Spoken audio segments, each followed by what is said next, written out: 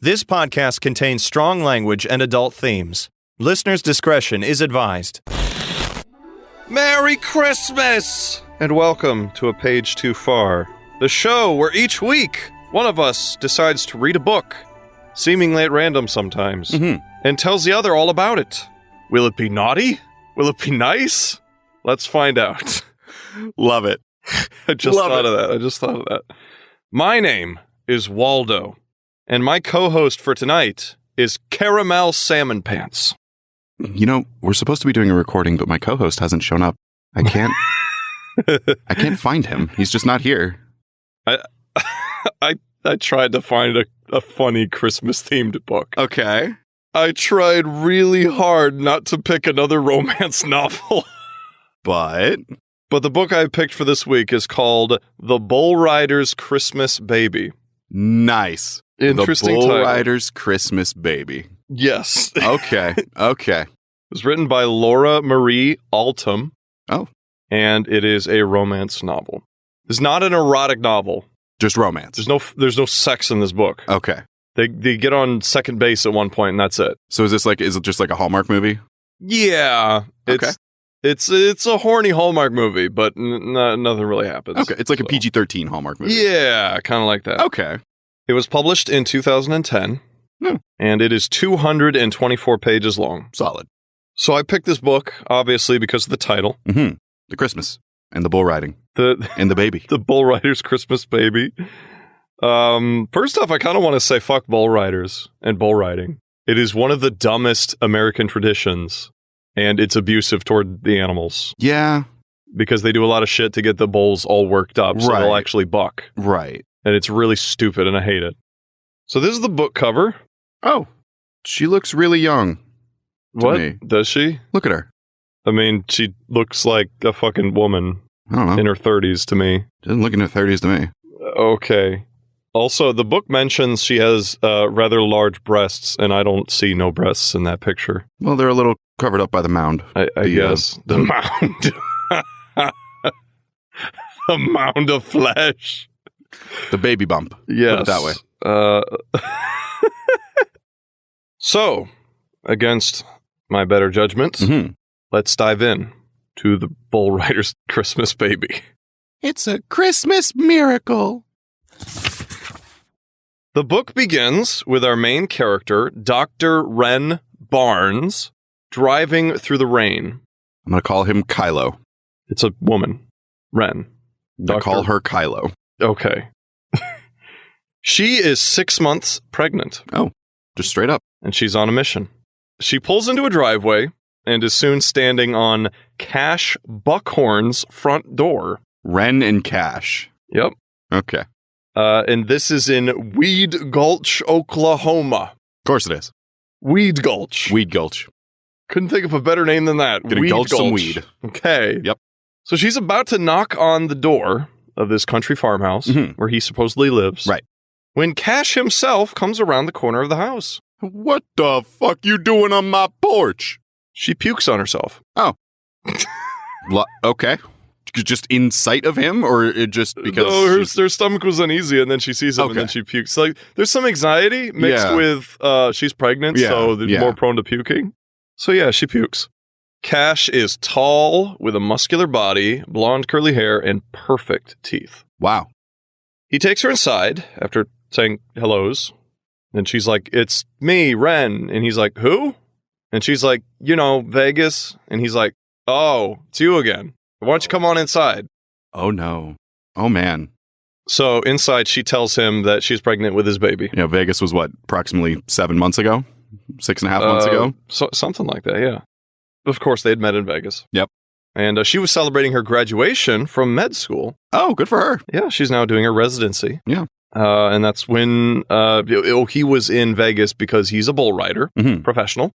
And he was there for a part of his tour. That was his rodeo or whatever. Sure. And that's where they hooked up. But they explicitly mentioned that the condom broke. So. Oh, okay. Well. I mean, I assumed, or they just didn't use one. Right. I don't think it's relevant. Yeah, no, But that's they an brought odd that up detail to put anyway. in. So they just want you to know they were being safe until they weren't. Yeah. It was just it was so wild. It was so good. Yeah. I guess. Yeah. Just couldn't stop. So Ren tells him that she just wanted him to know that she has a baby, but she doesn't expect him to bear any of the responsibility. She's like, I'm a strong, independent woman. I've got my medical career. I've got connections. The baby will be taken care of.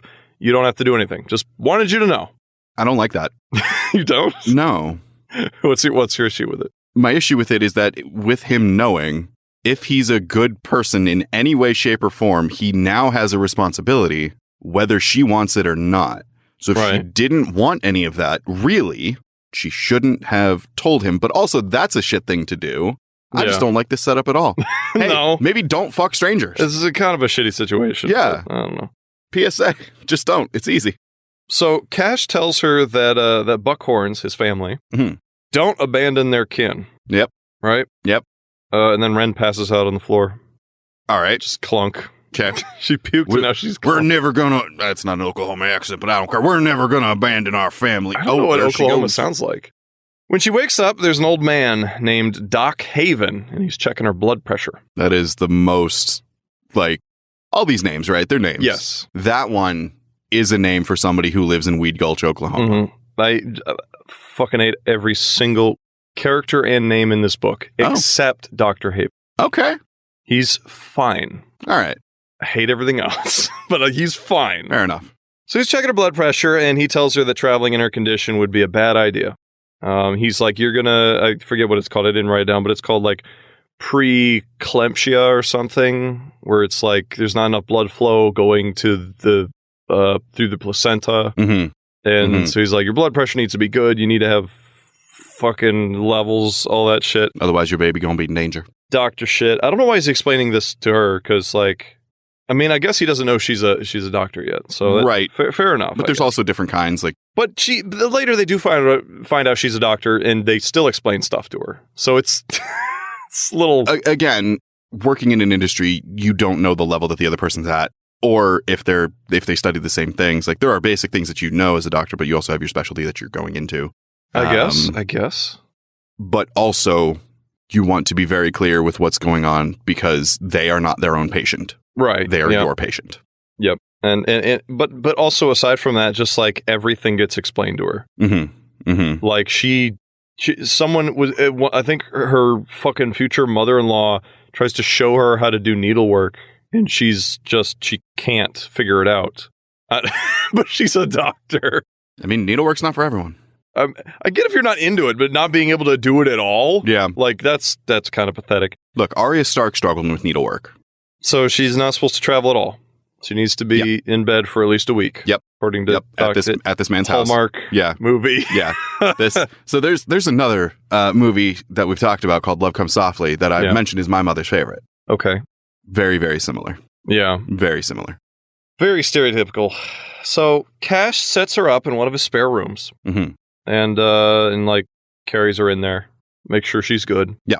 And then walks to the barn to think about the news he's just received. Does he casually hit her head on the doorframe as he carries her into the room? I thought about that. That would have been funny. Clunk. But oops. He goes to the barn, just does work, shoveling manure, I guess. Sure. And thinking about doing barn things. Yeah, decompressing.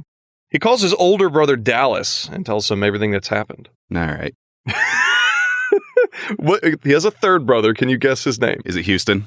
No. Is it? It's not a place name. Oh, okay. But it is. So we've got Cash. We've got Dallas. Is it? Think of the most Texas country name you could think of. I don't know, man. I don't know. Is it Jake Gyllenhaal? No, it's Wyatt. Wyatt. Oh my God. Yes. So Cash, Dallas, and Wyatt. But he's talking to Dallas. Tells him everything. Dallas has 2 kids of his own. His wife passed away. And then he returns to Ren. Wait, so what does Dallas say? Did I miss that? He's just like, you're a knucklehead. Oh, hey, maybe you shouldn't fuck a stranger. Yeah. And he's like, you either need to focus on your career or you need to help us with the ranch because they have a big ranch and shit. And he's like, you're off just getting random women knocked up and you're ignoring both of your responsibilities right now. Right. Which we'll get into later. This isn't helping either one of you. Right. So he kind of daddies up on him a little bit. Yeah. Afterwards, he returns to Ren, and they talk a bit, and they both agree that they don't want to get married. They don't want to have anything to do with each other. Okay. Because Ren's like, I'll take care of the kid, and he's like, okay. You mean I'm not liable in any way? Dope. Right. And she's like, yeah, no. And she's like, okay, cool, because I didn't want to be a dad, and I don't want to be a husband. 30 seconds ago. Yes. 30 seconds ago, did he not say, we don't abandon our kin? Yeah, but what he meant is like he's going to take care of the kid if he needs to, that sort of thing. Okay, but now that he's talked it through and found out he doesn't have to, now he's cool with it. Yeah, he's just kind of gotten used to because at first he was like, well, I'm not going to let you travel back to Baltimore because you're not well, right? Mm-hmm, mm-hmm. So I'm going to take care of you and the kid until you can take care of you and the kid. Okay. That's kind of what he meant. But then here they're like, okay, once the kid's here, cool, we go our separate ways. That's how it's going to work, right? That's how the first part worked. It was a Journey song.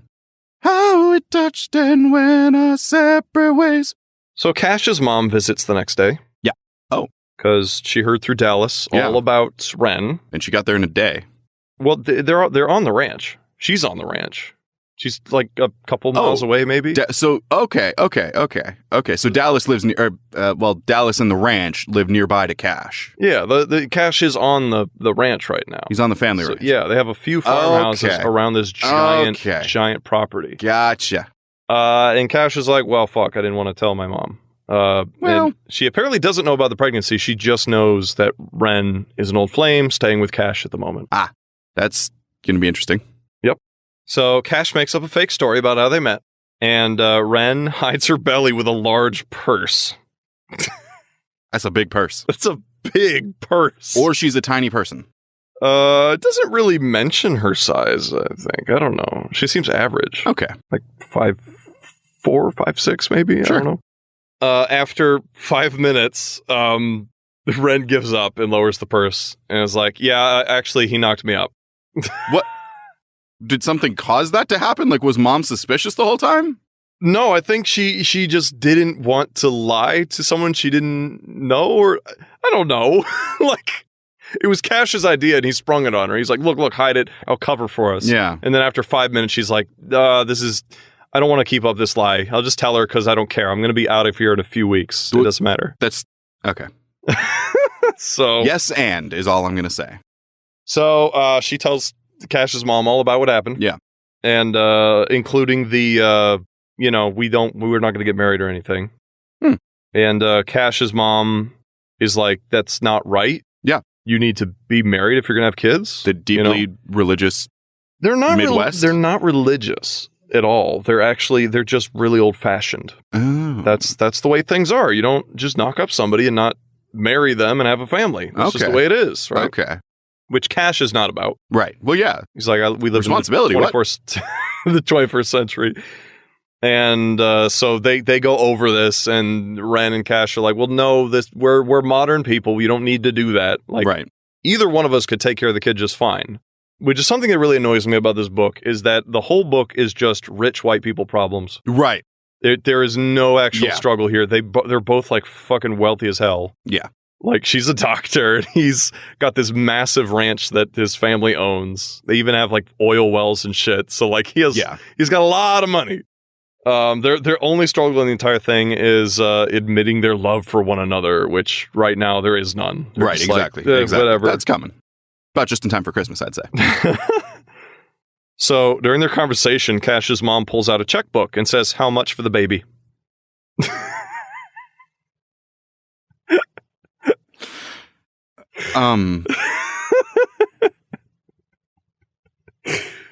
What she means by this is she's like, I don't want my grandbaby to be away from the family, right, where I'll never get to see him or her.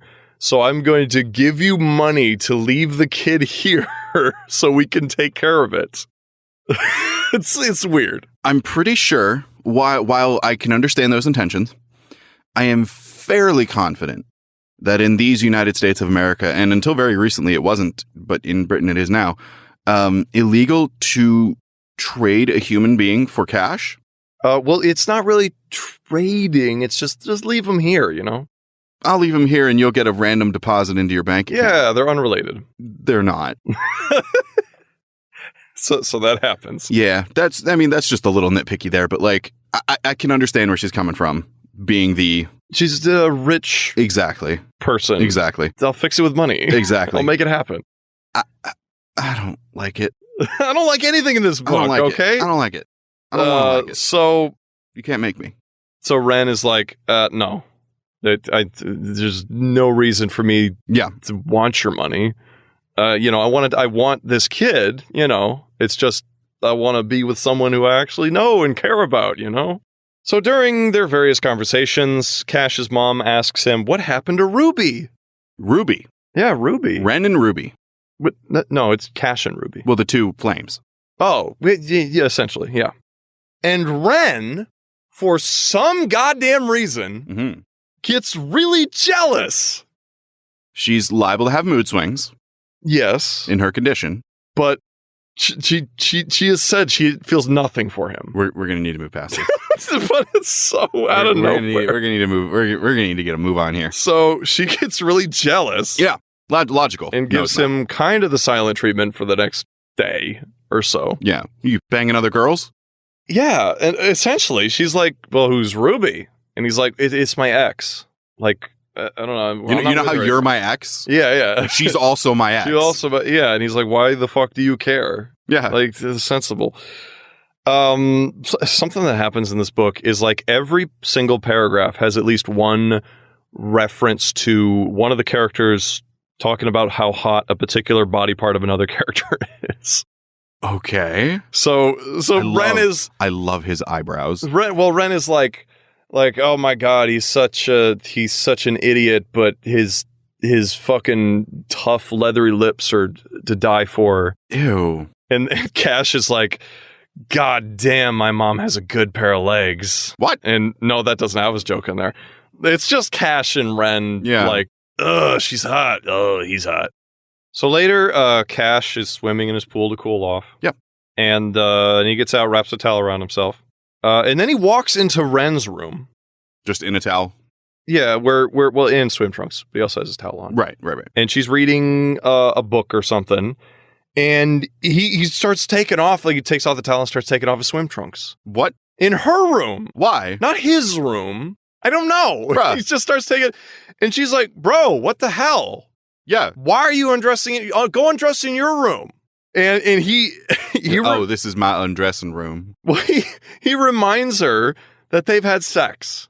So there's really nothing to surprise her. That may be so. That doesn't give you license to expose yourself to someone whenever you feel like Exactly. it. You have also determined that you're not interested in each other. Right. Why are you doing this in the first place? Exactly.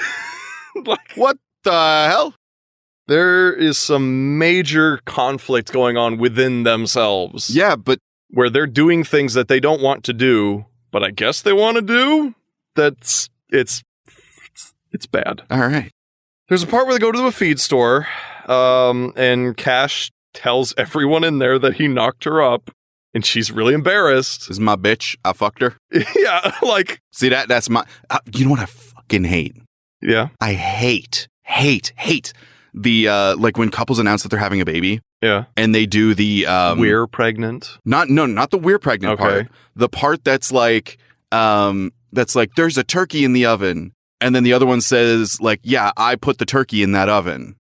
like they're wearing shirts like to that effect. Oh. Like, or there's a bun in the oven, like I made the dough, or like that kind of thing. Just like you might as well just wear a shirt that says I'm pregnant, I fucked her, I inseminated her. Yeah, yeah. I hate it because all it does is like specifically when they wear shirts like that, it just I can't not picture it, and I hate it.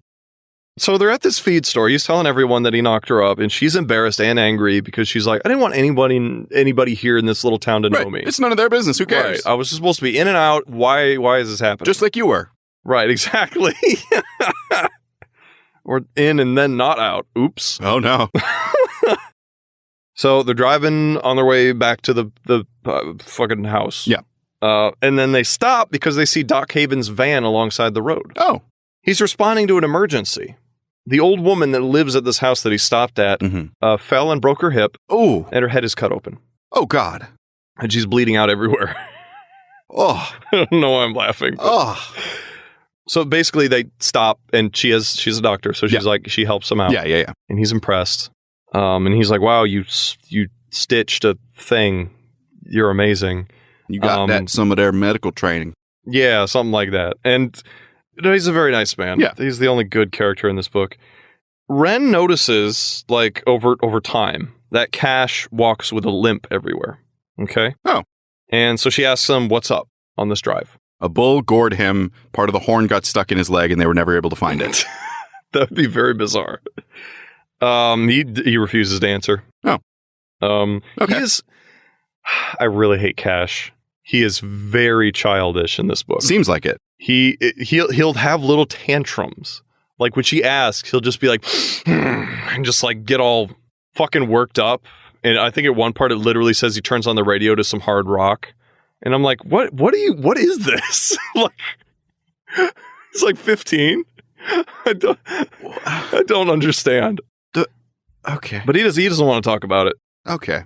Just say, I don't want to talk about it. Right, exactly. Pull a Karth. Yeah. I don't want to talk about it.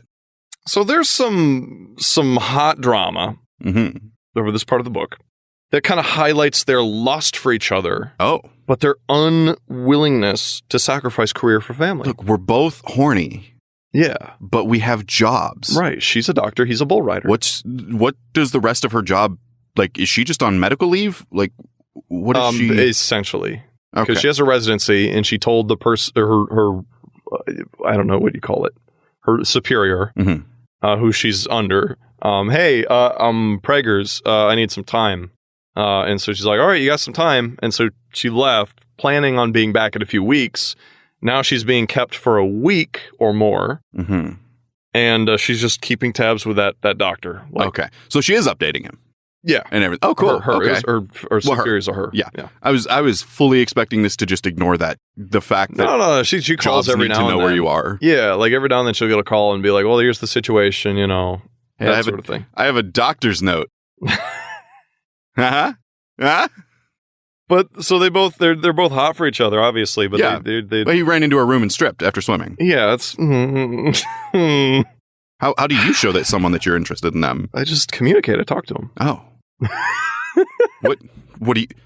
What a crazy idea. Yeah, this is crazy, Man. So there's some more bullshit about Ren's protein levels being too high in her urine sample. I don't know what that means. I don't know either. So she has to stay with Cash for the remainder of her pregnancy. Wow. It's a long time. That's 2.5 months. Yeah, and she's like, I'm going to get kicked out of my residency or whatever. Yeah.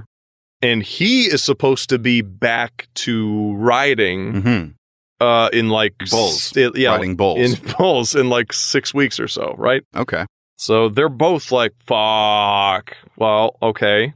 You do have somebody willing to write you a check. Yep. Just take the money.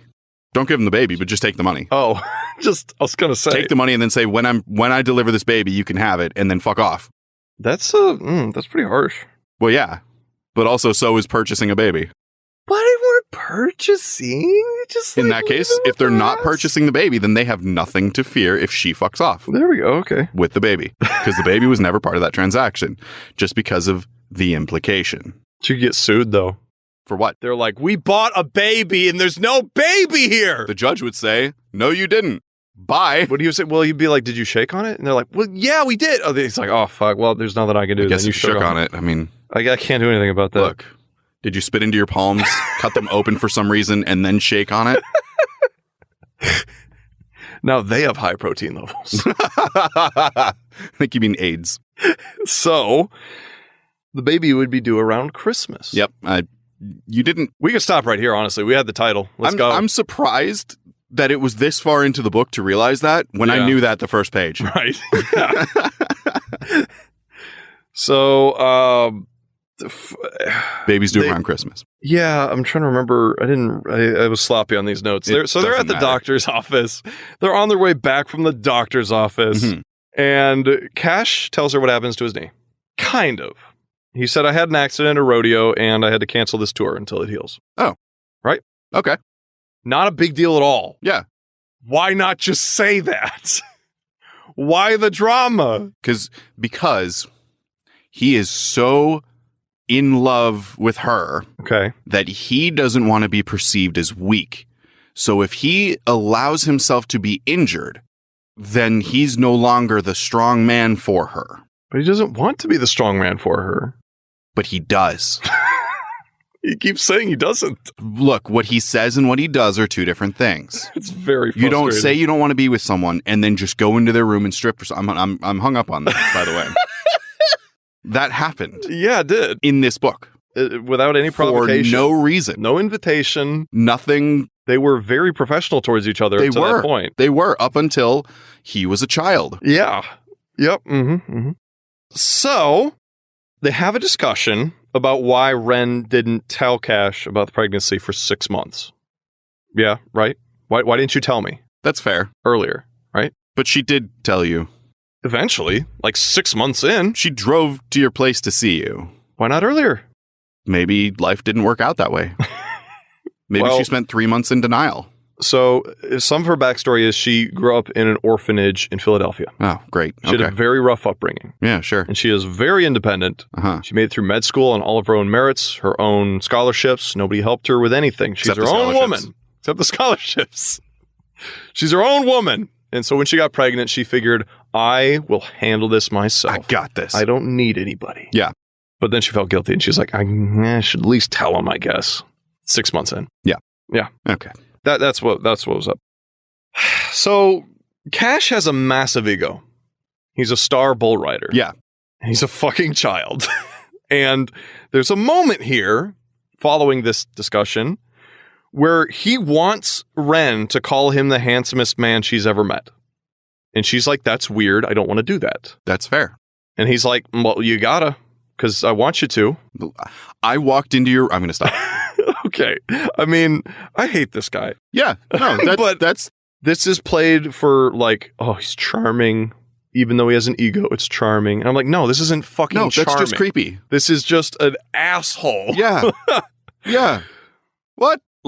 He's like very much aware of how handsome he is compared to everyone in his hometown. Okay. Shit. And he's very up on his own high horse. Yeah, like he's terrible.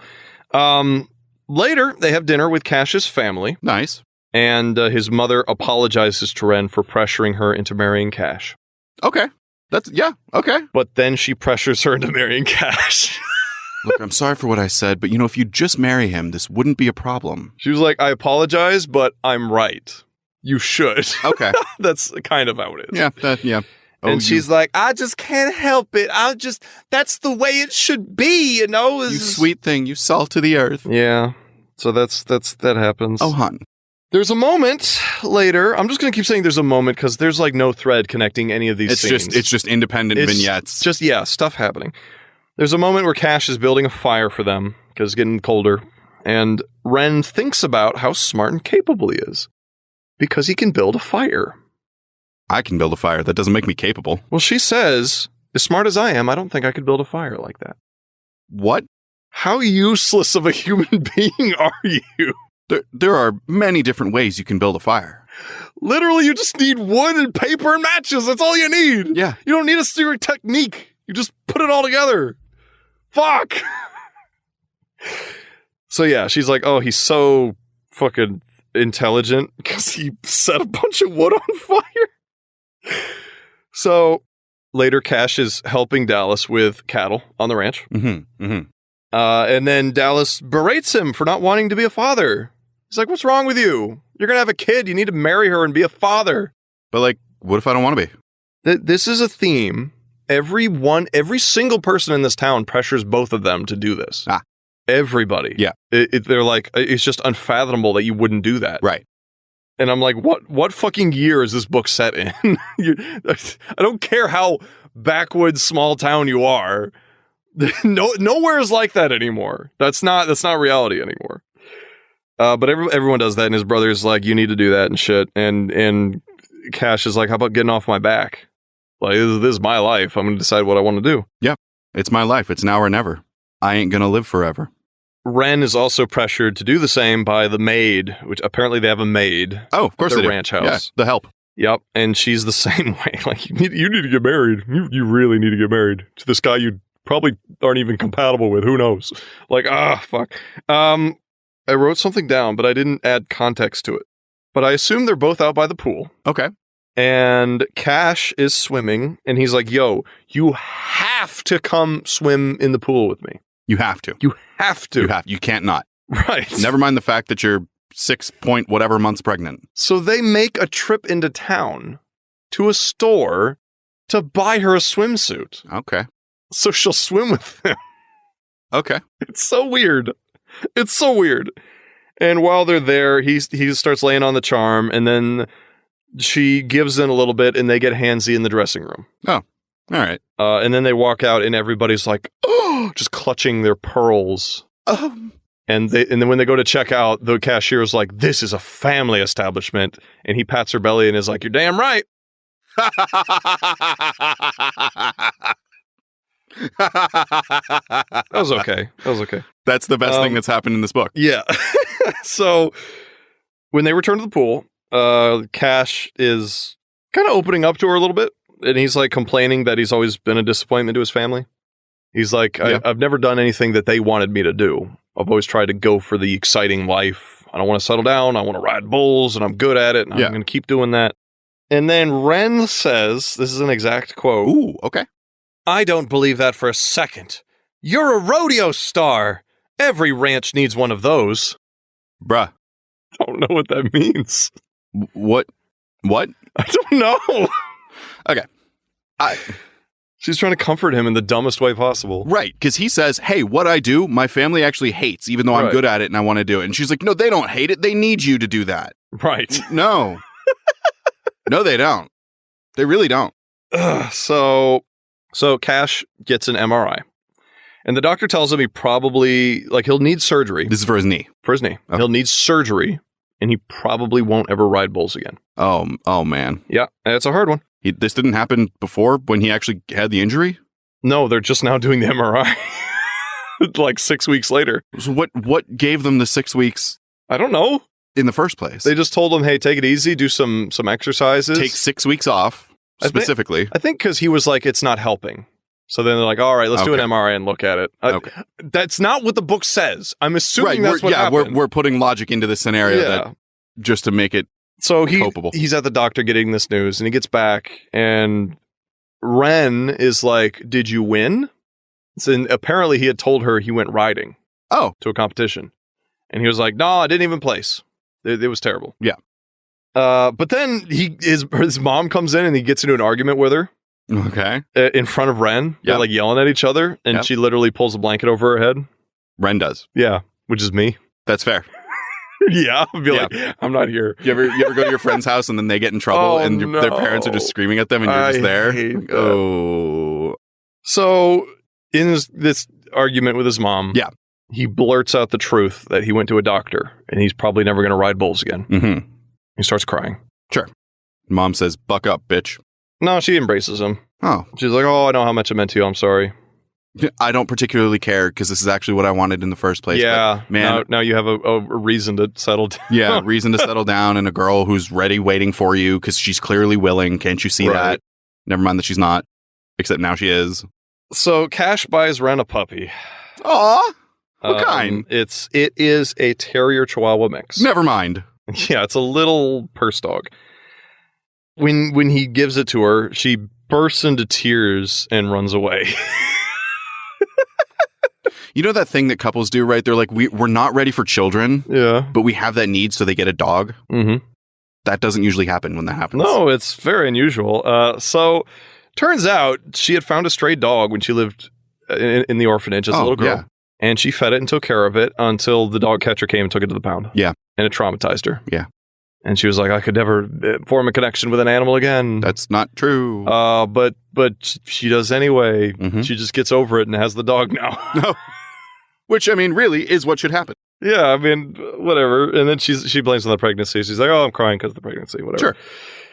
In discussing a name for the dog, they learn that Waldo dated twin sisters named Wenda and Wanda. Who's Waldo? Where's Waldo? That Waldo. Oh. He dated twin sisters named Wenda and Wanda. That is canon. I looked it up. Huh. Wow, good for him. Yeah, very random factoid in the book. Huh. Okay, so there's a lot of shit that is not interesting that boils down to About 224 pages of it, I'd say. they now understand in their heart of hearts they need each other. Okay. They depend on each other, but they are Well, they don't. they're both unwilling to admit it to each other. Right. Okay. They get into arguments very often. So this is the second act low point. Yeah, kind of. And they, I don't know if there's a low point. It's like all the low Well, no, points. not that there's any real tension in this book. Right, yeah, no, it's just Yeah. the roughest point, I guess, because they argue a lot. Yeah, exactly. And it's affecting Ren's blood pressure. Oh, man. She's stressing out, not good. Yeah. Eventually, Ren feels that something is wrong, so they drive to the hospital in Tulsa. Oh. Everything is fine. There's nothing wrong. Huh. And it's at that moment in the hospital that they really fall for each other, right? Yeah. They're Oh, like, thank God we're okay. I'm here when you need me. And, Yeah. And I can't lose you with the kid.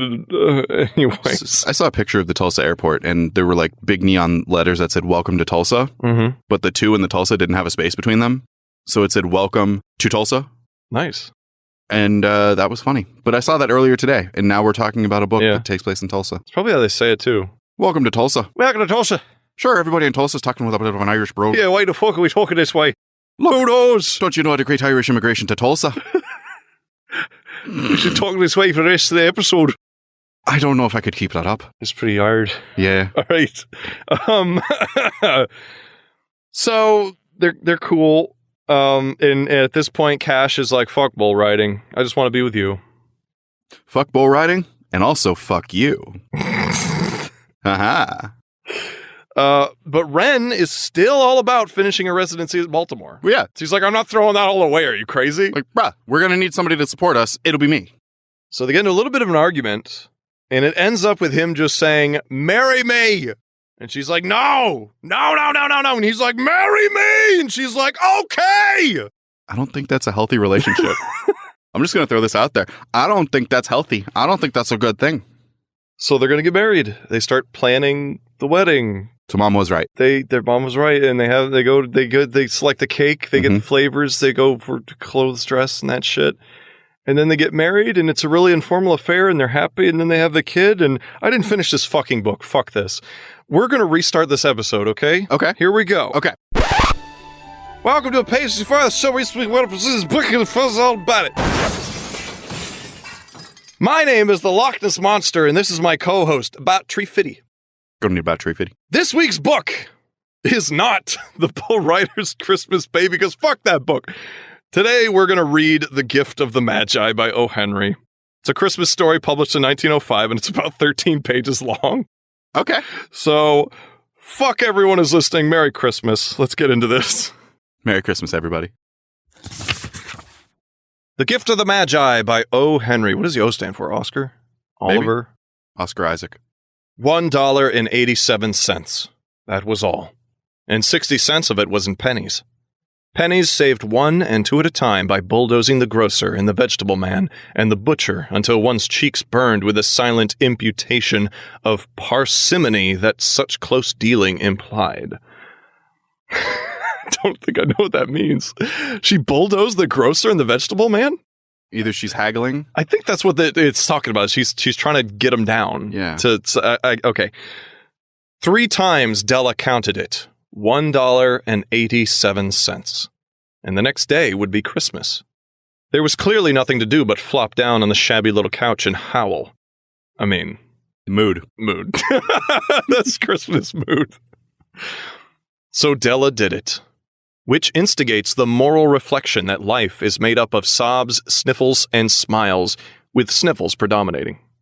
That's a really cynical way of looking at life, So but sad. I kind of agree. Yeah. I know. But I get it. While the mistress of the home is gradually subsiding from the first stage to the second, take a look at the home. A furnished flat at $8 per week. It did not exactly beggar description, but it certainly had that word on the lookout for the mendicancy squad. I don't know. I don't know either. That's okay. In the vestibule below was a letterbox into which no letter would go. an electric button from which no mortal finger could coax a ring. Also appertaining thereunto was a card bearing the name Mr. James Dillingham Young.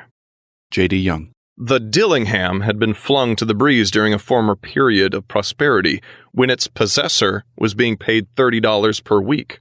Now, when the income was shrunk to $20, though, they were thinking seriously of contracting to a modest and unassuming D. I love contracting to a modest D. And unassuming D. But whenever Mr. James Dillingham Young came home and reached his flat above, he was called Jim and greatly hugged by Mrs. James Dillingham Young. She's dead, Jim. She's Dillingham, Jim. Do you think whenever the captain saw a new ensign, Yeah. and he was like, Bones, what's his name? And he says, it's Yeah? It's Ted, Jim. It's Ned, Jim. That wasn't worth it. Anyways, It's Jeb, Jim. let me reread that sentence. It's Red, So Jim. he hugged Mrs. James Dillingham Young, already introduced to you as Della, which is all very good.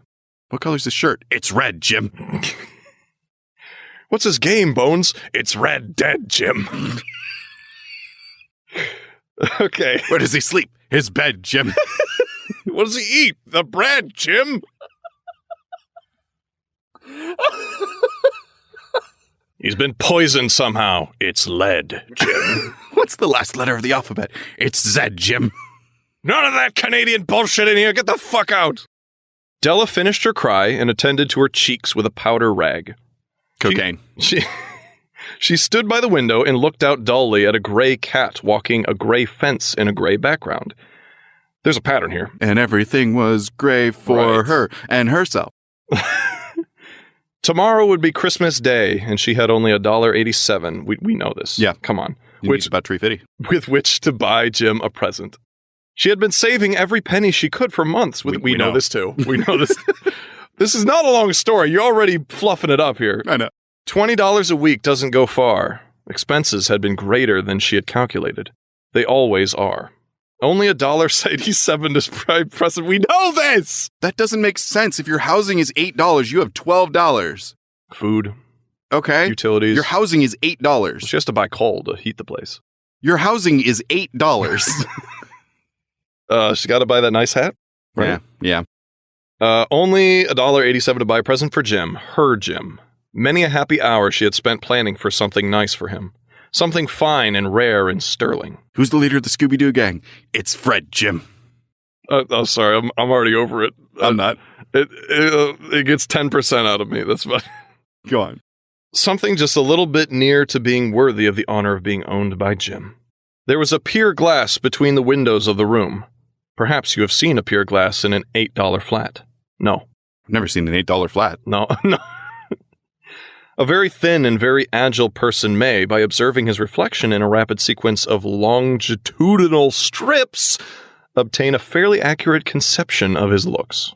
So it's really wavy and messy. Mm-hmm. It's not a flat It's a reflection. jank mirror. Yeah. Della, being slender, had mastered the art. So she can't afford a real mirror. Right. So she has to do the best she can with what she has. Suddenly, she whirled from the window and stood before the glass. Her eyes were shining brilliantly, but her face had lost its color within 20 seconds. That was a weird thing to add on to the end. Yeah. What? Rapidly, she pulled down her hair and let it fall to its full length. Now, there were two possessions of the James Dillingham Youngs in which they both took a mighty pride. One was Jim's gold watch that had been his father's and his grandfather's. The other was Della's hair.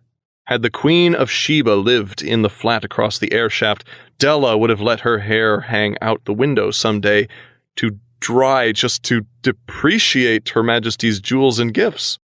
Her hair is so goddamn cool Yeah. that if she lived across from the Queen of Sheba, Yeah. she would show her and flaunt her hair to make the Queen of Sheba jealous. Okay, that was all right. That was a roundabout sentence. Yep. Had King Solomon been the janitor with all his treasures piled up in the basement, Jim would have pulled out his watch every time he passed just to see him pluck at his beard from envy. So now Della's beautiful hair fell about her, rippling and shining like a cascade of brown waters. Ew. Oh. Ew. No. It reached below her knee and made itself almost a garment for her. Wow. And then she did it up again nervously and quickly. Once she faltered for a minute and stood still while a tear or two splashed on the worn red carpet. I'm good at reading. On went her old brown jacket, on went her old brown hat. With a whirl of skirts and with the brilliant sparkle still in her eyes, she fluttered out the door and down the stairs to the street. Where she stopped, the sign read, Madame Safroni, hair goods of all kinds, including good hair. Apparently.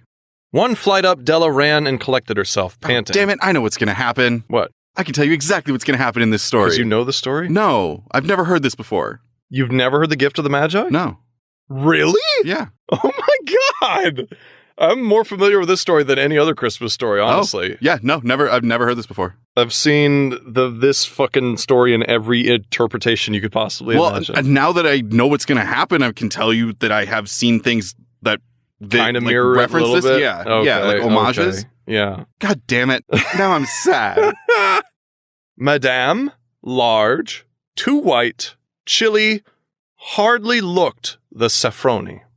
So she's commenting on the look of the Madame. She's large, she's pale. Yeah, just not the lovely lady. Will you buy my hair?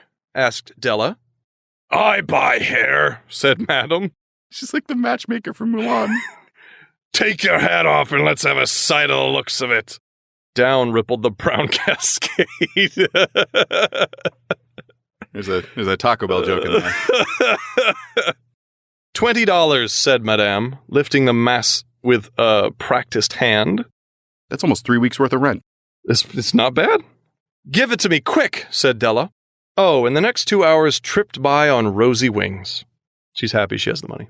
Yeah. Forget the hashed metaphor. She was ransacking the stores for Jim's present. Is there a metaphor that was commonplace that we don't know anymore? I guess? Because I think it's saying that this is not metaphorical, even though it's exaggerated. Yeah. She is literally going around to all the stores, pulling them apart, looking for the gift. Yeah. I think that's what it's trying to say. Okay. She found it at last. It surely had been made for Jim and no one else. And don't call me Shirley. There was no other like it in any of the stores, and she had turned all of them inside out.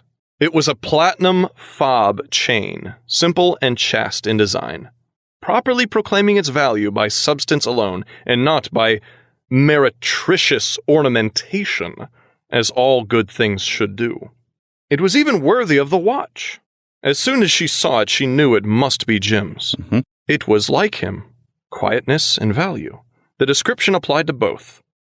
$21 they took from her for it, and she hurried home with the 87 cents. With the chain on his watch, Jim might be properly anxious about the time in any company. Grand as the watch was, he sometimes looked at it on the sly on account of the old leather strap that he used in place of a chain. When Della reached home, her intoxication gave way a little to prudence and reason. She got out her curling irons and lighted the gas and went to work repairing the ravages made by generosity added to love. So I guess she's fixing her hair? Yeah.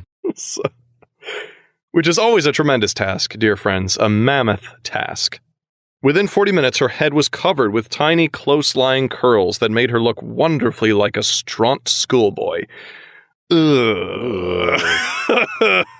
I don't like it. She looked at her reflection in the mirror long, carefully, and critically.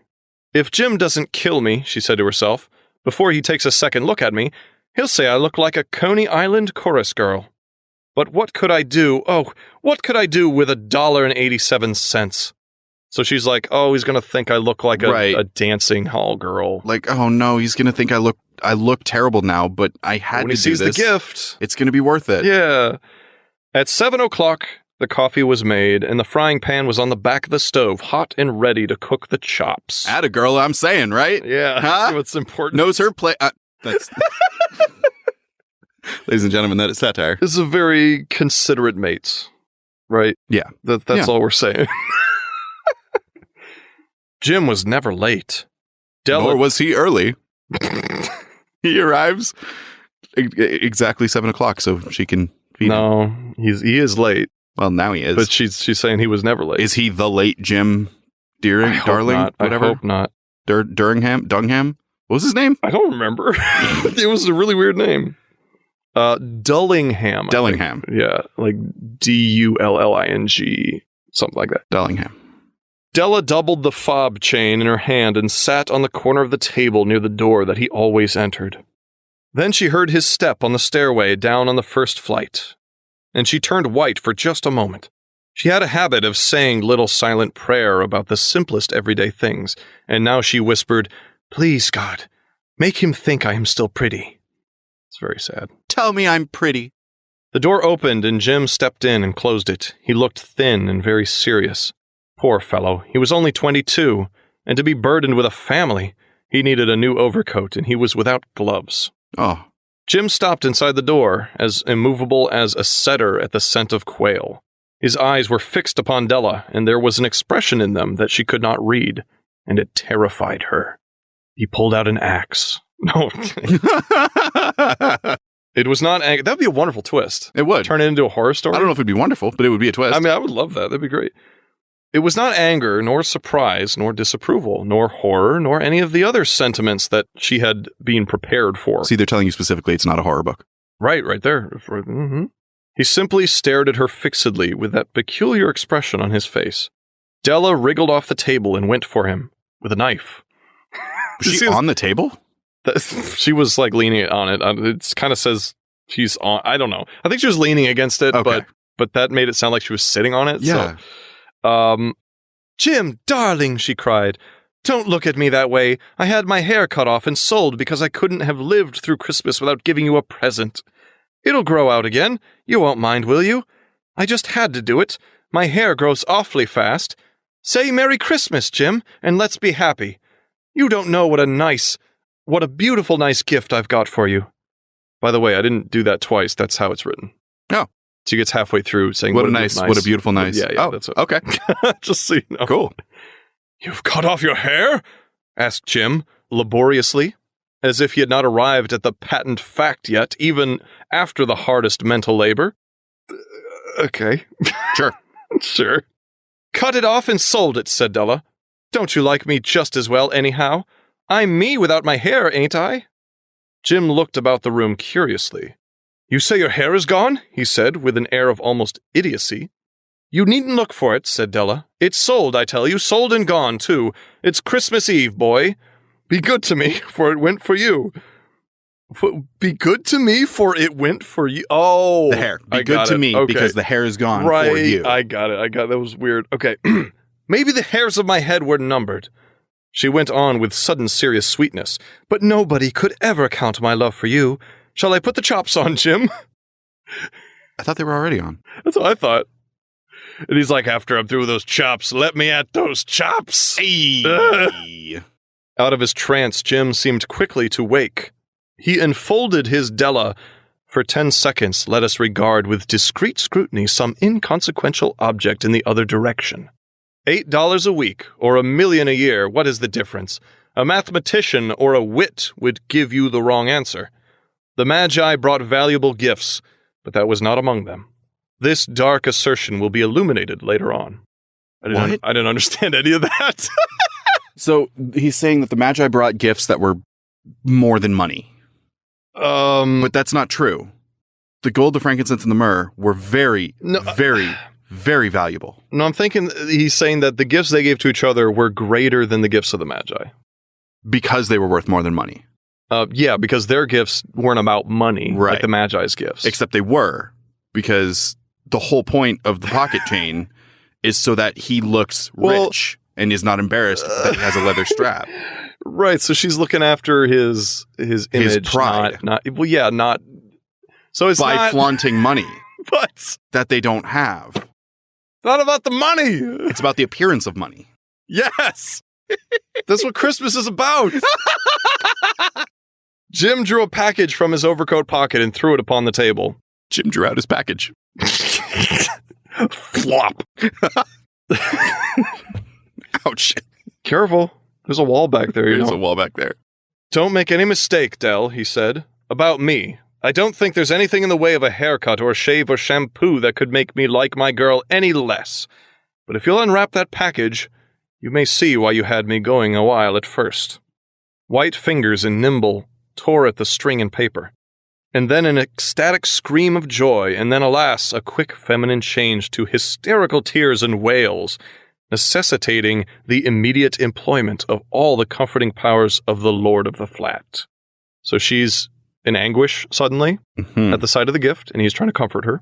For there lay the combs, a set of combs, side and back, that Della had worshipped long in a Broadway window. Oh. Beautiful combs, pure tortoise shell with jeweled rims, just the shade to wear in the beautiful vanished hair. I never liked tortoiseshell. I've never even touched it, really, except for actual tortoises. So tortoiseshell is a pattern it's like the okay. Light brown with the dark brown spots in it, kind of. Okay, I can picture that. It's on glasses frames a lot. Tortoiseshell glasses are a big thing. It always reminded me of old people. Well, yeah. So, yeah. Yeah, that's kind of why I never liked it. They were expensive combs, she knew, and her heart had simply craved and yearned over them without the least hope of possession. And now they were hers, but the stresses that should have adorned the coveted adornments were gone. But she hugged them to her bosom, and at length she was able to look up with dim eyes and a smile and say, "My hair grows so fast, Jim." You know what doesn't grow fast? What doesn't grow fast? Fucking pocket watches, bitch. And then Della leapt up, like a little singed cat, and cried, "Oh, oh!" Jim had not yet seen his beautiful present. She held it out to him eagerly upon her open palm. The dull, precious metal seemed to flash with a reflection of her bright and ardent spirit. "Isn't it a dandy, Jim? I hunted all over town to find it. You have to look at the time 100 times a day now. Give me your watch. I want to see how it looks on it." Instead of obeying, Jim tumbled down on the couch and put his hands under the back of his head and smiled. "Dell," said he, "let's put our Christmas presents away and keep 'em a while. They're too nice to use just at present." So he's like, I'll do it later. Yeah, well, some other time. Skip that question. Yeah, I know what time it is. I don't have to do that. Yeah, it's 7 o'clock. You got chops on. "I sold the watch to get the money to buy your combs." Oh, and then he just says it straight up. Yeah, so, okay, fine. All right. "And now suppose you put the chops on." Look, all right, He's I like, sold the watch, but I am hungry. Yeah, he just keeps saying that. He's like, so the cooking. So like, about dinner. You want to like actually do that now? So like, are we having dinner? Because that'd be cool. Man, I could use some dinner. Yeah. Hungry. The Magi, as you know, were wise men, wonderfully wise men who brought gifts to the babe in the manger. They invented the art of giving Christmas presents. I don't think they did, but okay. But it wasn't a Christmas present. It was also a wasn't in the birthday manger. present. Right. No, He was like 2.5. Yeah, these people. Being wise, their gifts were no doubt wise ones, possibly bearing the privilege of exchange in case of duplication. And here I have lamely related to you the uneventful chronicle of 2 foolish children in a flat, who most unwisely sacrificed for each other the greatest treasures of their house. But in a last word to the wise of these days, let it be said that of all who give gifts, these 2 were the wisest. Of all who give and receive gifts, such as they are wisest. Everywhere they are wisest. They are the Magi. That's the end. So I think the point is, yeah, it's the fact that they sacrifice something they love most in order to get a gift for each other. That's what Christmas is about. Okay.